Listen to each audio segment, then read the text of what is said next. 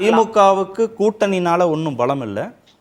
ஏடிஎம்கே பாஜக கூட்டணினால சிறுபான்மை மக்களுடைய வாக்குகள் திமுகவுக்கு வந்ததுனால ஏடிஎம்கே நாங்க ஒரு பொருட்டாவே எடுக்கிறது இல்ல. இப்பெல்லாம் வர வர நாங்க எடப்பாடி பழனிசாமிக்கு தேவையில்லாம பதில் சொல்றது இல்ல. முதல்வர்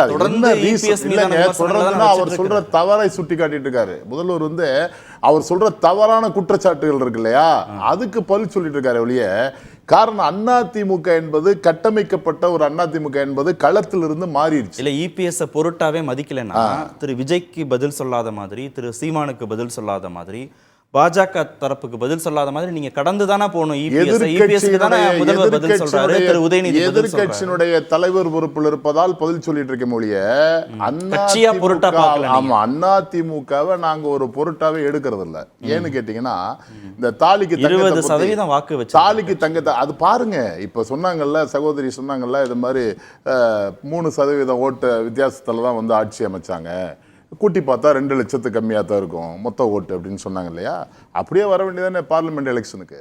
7 இடத்துல டெபாசிட் போச்சு அதிமுக வரலாறுல. எத்தனை இடத்துக்கு போச்சு? சட்டமன்ற தேர்தல் வரும்போது களம் மாறாது. இல்ல சட்டமன்ற தேர்தல் வரும்போது இன்னும் 1.5 வருஷம் இருக்குல்ல. அவங்க சொன்ன மாதிரியே சொல்றேன், இன்னும் 1.5 ஆண்டுகள் இருக்கு இல்லையா. அதனால இங்க ஒன்னும் நாட்டுல லஞ்சம், லாவணியம், கொள்ளைகள்லாம் அடுக்கிக்கிட்டே வந்தாங்க. அதிமுக ஆட்சியில கொலையே நடக்காத மாதிரி, கொள்ளையே நடக்காத மாதிரி, காவல்துறையில அநீதியே நடக்காத மாதிரி, காவல்துறையிலே அப்பா மகன் கொண்டது பட்டு ஒரு பக்கம், தூத்துக்குடியில துப்பாக்கி சூடுல பறவைகளை சுட்டுக் கொன்றதை போல் சுட்டுக் கொன்றது, எத்தனையோ வழிப்பறி கொள்ளைகள், எத்தனையோ கொலைகள், எத்தனையோ போராட்டங்கள், இருந்தாலும் அரசு ஊழியர்கள் போராட்டங்கள், அந்த ஆட்சி மீது மக்களுக்கு இருந்த அதிருப்தி மாதிரி உங்களுடைய 5 ஆண்டு கால ஆட்சிக்கு பிறகு ஒரு அதிருப்தி இருக்கும் இல்லையா? எதுக்கு இருக்குன்னு கேக்குறேன். எங்க மக்கள் பாதிக்கப்பட்டாங்க? எங்கெங்க மக்கள் தாலிக்கு தங்கத்தை சொல்றீங்களே, அதிமுக ஆட்சியில் இருக்கும் போது 2.5 ஆண்டுகளாக 3 லட்சம் அப்ளிகேஷன் தேக்க நிலையில் இருந்ததுங்க. தாலிக்கு தங்க உங்களால கொடுக்க முடியல.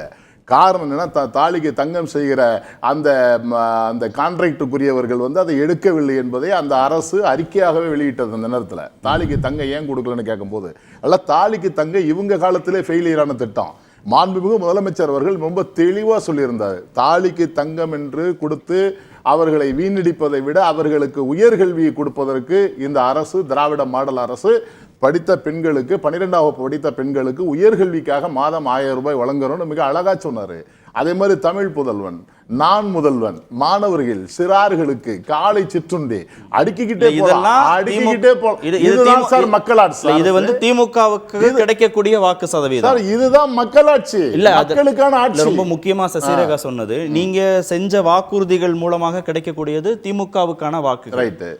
கூட்டணிக்குன்னு ஒரு பெரிய பலம் இல்ல, எல்லாரும் ரொம்ப குறைந்த சதவீதத்துல வாக்குகள் வச்சிருக்காங்க.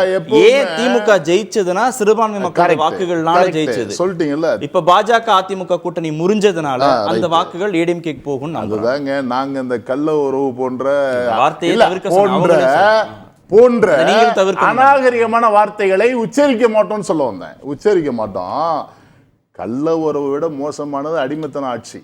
4 வருடம் ஆட்சிகளை தக்க வைத்துக் கொள்ள வேண்டும் என்பதற்காக பாரதிய ஜனதா கட்சி செய்த, ஒன்றிய அரசு செய்த அனைத்து அநீதிகளையும், இஸ்லாமிய மக்களுக்கு எதிரான சட்டங்களை நிறைவேற்றிய போதெல்லாம் அதை ஆதரித்து விட்டு வாய்மூடி கொண்டிருந்த அதிமுகவை மக்கள் அவ்வளவு சாதாரணமாக இது சிறுபான்மையினருக்கு பாதுகாப்பான இயக்கம் என்று எடுத்துக்கொள்ள மாட்டார்கள். ஒன்று இல்ல, ஒரே ஒரு நோட் திரு ரவீந்திரன், அது லாஜிக்கான பாயிண்ட் தானே சசிரேகா சொல்றேன். நாங்க பிஜேபியோட இருந்தோம், சிறுபான்மை மக்கள் எங்களை நம்பல. இப்போ நாங்கள் பிஜேபியை விட்டு வந்துட்டோம், அதனால சிறுபான்மை மக்கள் நம்புவாங்க, டிஎம்கே நம்ப மாட்டாங்க அப்படின்னு அவங்க சொல்றது ஒரு லாஜிக் இருக்கா? காங்கிரஸ் இன்க்ளூசிவ் அலையன்ஸுக்கு அவங்க ஓட்டு போட வாய்ப்பு இருக்குது. இதை தான் மோடி எனக்கு ஸ்டாலின் எதிரி இல்லை, எனக்கு அகிலேஷ் யாதவ் எதிரி இல்லை, காங்கிரஸுங்கிற பேரசைட்டுக்கிட்ட நீங்கள் கவனமாக இருங்கிறது தான் மோடி சொல்கிறாரு. வெளிப்படையாக தான் மோடி சொல்கிறாரு. வெளிப்படையாக தான் எமர்ஜென்சியை எதிர்த்த முதல்வரின் மகன் என்பதனால் மு.க. ஸ்டாலின் கைது செய்யப்பட்டார் என்பதை ரொம்ப வெளிப்படையாக தான் சொல்கிறாரு. இதில் வேற எந்த இதுவும் இல்லை.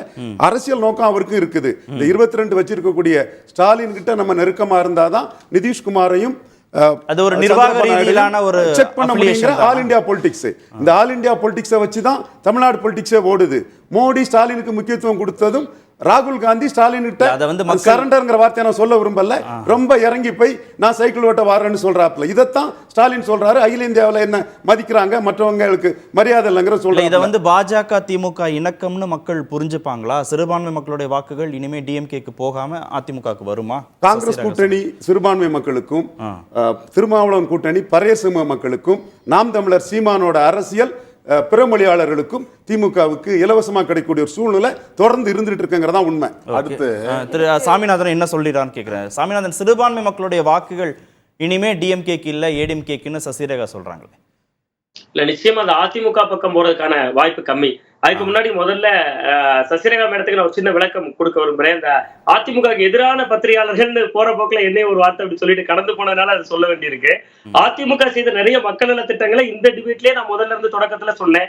அது மாதிரி திமுக மேல மக்களுக்கு வந்து நிறைய நல்ல திட்டங்கள் செய்திருந்தாலும் சில விஷயங்கள்ல எதிர்ப்பு இருக்குங்கிறதையும் நான் பதிவு செஞ்சிருந்தேன் அப்படிங்கிறதையும் சசிரேகா அவர்கள் வீட்டுக்கு போனோம்னா யூடியூப்ல இந்த வீடியோவை திரும்பி பிளே பண்ணி பார்த்து தெரிஞ்சுக்கிட்டுங்கிற தகவலை சொல்லிட்டு, சிறுபான்மையினர் வந்து அதிமுகவை நம்புறதுக்கான வாய்ப்பு ரொம்ப ரொம்ப குறைவு. ஏன்னா அவங்க வந்து திமுக கூட்டணியே தங்களுக்கு பாதுகாப்பானதா நம்புறாங்க. இன்னொன்னு பார்த்தா அவங்க அதோட செட்டப் அப்படிதான் அமைஞ்சிருக்கு. ஆனா புதிய தலைமுறை சிறுபான்மையினர் வர்றாங்கல்ல சார், அதாவது முதல் முறை வாக்காளர்கள், அந்த செட்டப் வந்து கொஞ்சம் விஜய் பக்கமும் போகுது. அது திமுகவுக்கு கொஞ்சம் பின்னடைவு ஏற்படுத்தும், ஒரு சிறிய அளவிலான ஒரு பாதிப்பை ஏற்படுத்தும். ஆனா ஏடிஎம்கேக்கு போக வாய்ப்பு இல்ல. ஏடிஎம்கேக்கு நிச்சயமா சிறுபான்மையினர்ல அங்க இருக்கக்கூடிய கட்சி நிர்வாகிகள், அங்க இருக்கக்கூடிய சிறுபான்மை பிரதிநிதிகள், அவங்களுடைய குடும்பத்தினர் பாரம்பரியமா அதிமுக இருக்கக்கூடிய ஒரு சிறுபான்மையினர் வாக்கா போட்டிருப்பாங்க தொன்று தொட்டு. அதை தாண்டி காமனா இருக்கக்கூடிய சிறுபான்மையினர் அதிமுக பக்கம் போறதுக்கான பிஜேபி கூட்டணி இல்லன்னு மீண்டும் மீண்டும் பதிவு பண்றாங்க அந்த தலைவர்கள், அதிமுக தலைவர்கள். பிஜேபிக்கு எதிராக அவர்கள் வந்து களமாடணும்னு விரும்புறாங்க சிறுபான்மையினர். அது கூட்டணி இல்லங்கிறத பேசுறதை தாண்டி நம்ம நாடாளுமன்ற ஒரு விஷயம் எடுத்துக்கிறேன் சார். நாடாளுமன்ற அவரோட நேரத்தை தான் சரி புரியுது. பிஜேபிக்கு எதிரான ஒரு அரசியல் நிலைப்பாட்டை தீவிரப்படுத்தணும்னு எதிர்பார்க்கிறாங்க. தீவிரப்படுத்தணும்.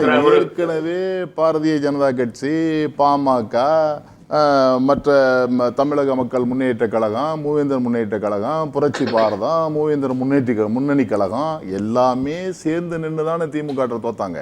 ஒன்று. ரெண்டாவது பார்த்தீங்கன்னா நீங்கள் கேட்குறீங்க இல்லையா, வாக்கு வங்கிகளை வைத்து எப்படி நீங்க கூட்டணி கட்சியினுடைய வாக்கு வங்கி வந்து எப்பவுமே திமுக பொறுத்தவரை, திராவிட முன்னேற்ற கழகத்தை பொறுத்தவரை மக்களை நம்பி நிற்கிற ஒரு இயக்கம். தேர்தலை சந்திக்கிற அரசியல் கட்சி, தேர்தலை எதிர்நோக்கி இருக்கிற அரசியல் கட்சி என்பதற்கு மாறாக மக்களுக்கான இயக்கம். அது வந்து அடித்தட்டு மக்களுக்கும் ஒடுக்கப்பட்ட மக்களுக்கும் சிறுபான்மை மக்களுக்காக அமைக்கப்பட்ட ஒரு மாபெரும் இயக்கம் திமுக. அந்த நம்பிக்கை வந்து ஒரு கூடுதல் பலம். அந்த கூடுதல் பலம் ஒண்ணு. நாங்க கொள்கை இல்ல, ஒரு நிமிஷம், எல்லாத்துக்கும் நிறைய நேரம் கொடுத்தீங்க. ஒரு சில கருத்தை நான் சொல்லணும்ல. கொள்கை ரீதியான கூட்டணி தானே திமுகவுடைய கூட்டணி ஒழிய சந்தர்ப்ப கூட்டணி அல்ல. ஒண்ணு. ரெண்டாவதா பாத்தீங்கன்னா வந்து ஒன்றிய அரசோட அணுகுமுறையா இருக்காங்க, அவங்களோட உறவு வச்சிருக்காங்க சொல்றாங்க இல்லையா. எந்த இடத்துல நாங்க காம்ப்ரமைஸ் ஆனோம்? ஏங்க, ரயில்வே மெட்ரோ திட்டத்துக்கு நிதி ஒதுக்கலுங்கிறது உங்களுக்கே தெரியும். அறிவிச்சாங்களே ஒழிய அந்த நிதி முறையாக வரவில்லை என்பது உங்களுக்கு தெரியும். சம்பந்தப்பட்ட துறையினுடைய அமைச்சர் வரும்பொழுது ஒரு முதல்வர் அவரோடு பேச்சுவார்த்தை நடத்தி அதில் இருக்கிற இடர்பாடுகளை எடுத்து சொல்லி பிரச்சனைகளை பேசுவது இயற்கையா இல்லையா? துணை முதல்வர் பதவிக்கும் ஒன்றிய அரசை போய் பார்க்கறதுக்கும் மோடியை பார்க்கறதுக்கு என்னங்க அர்த்தம்? நிர்வாக ரீதியா இணக்கமா இருக்கீங்க. நிர்வாக ரீதியா அது அவங்க ஒன்றிய அரசு தலைமை தாங்கி நடத்திட்டு இருக்காங்க, நம்ம மாநில அரசு தலைமை தாங்கி நடத்திக்கிட்டு இருக்கோம். அது இயற்கையான ஒண்ணுதானே. எந்த இடத்துல அப்புறம் வந்து செஞ்சாங்க அடிமையாட்சி நாணயம் வெளியிட்டுல ஏங்க, நாணயம் வெளியிட்டுல ஏற்கனவே விளக்கம் சொல்லிட்டா ஒன்றிய அரசு. அதான் இன்னொன்னு சொல்லிடுறேன், ஏடிஎம்கே இப்படி பிஜேபியோட இணக்கமா இருக்கிற போது நீங்க அடிமையாட்சின்னு சொன்னீங்க. கரெக்ட். ஏடிஎம்கே பிஜேபியோடு இணக்கமா இருந்ததுக்காக நாங்க வந்து அடிமை ஆட்சின்னு சொல்லல. பிஜேபி எடுக்கப்படுகிற, பிஜேபி அரசு எடுக்கப்படுகிற அனைத்து திட்டங்களையும் உள்ளே அனுமதிப்பதற்கு காரணமாக இருந்த காரணத்தினால அடிமை ஆட்சி என்று சொன்னோம். பதவியை தக்க வைப்பதற்காக. ஒன்னே ஒன்னு சொல்லி முடிச்சேன். இல்ல, ஒன்னே ஒன்னு சொல்லி முடிச்சிடறேன். எந்த காலகட்டத்திலையும் திமுக உதாரணமாக சொல்கிறீங்க, எடப்பாடி வந்து சொல்லிட்டாரு 13ஆம் தேதி இன்னைக்குன்னு நினைக்கிறேன், கோயம்புத்தூர்ல சொல்லிட்டாரு இது மாதிரி பாஜகவோட கூட்டணி இல்லை. ஏன் திருச்சியில் அழகாக கேட்டாங்களே நிருபர்கள், பாஜக பாமகவுடனா அல்லது பாஜகவுடனா அல்லது பாஜகவை தவிர்த்தா 3 நாள் என்ன பண்ணாரு? மௌன விரதம் இருந்தாரா? யோசிச்சாரா? சிந்திச்சாரா? கேட்டாங்க நிருபர்கள், நாங்களா சொல்றது இல்லைங்க, நாங்களா சொல்றது இல்லைங்க, செய்தி இருக்கு.